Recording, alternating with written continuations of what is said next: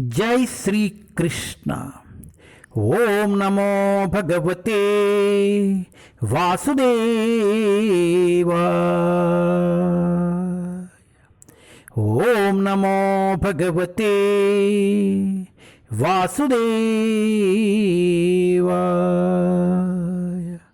ओम नमो भगवते वासुदेवाय।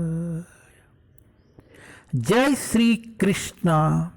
Shrimad Bhagavatam canto 1 chapter 12 birth of emperor Parikshit.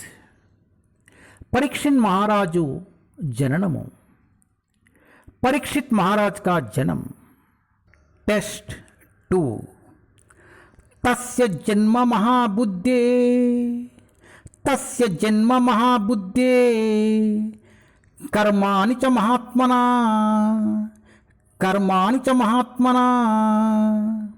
निधनं च यदैवासित्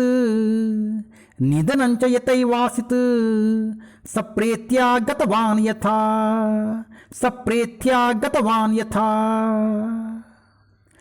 तस्य जन्म महाबुद्धे कर्माणि च महात्मना निधनं च यथैवासित् सप्रेत्या गतवान् यथा।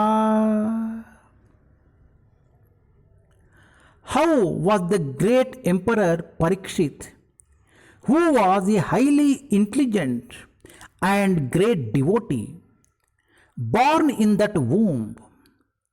How did his death take place, and what did he achieve after his death?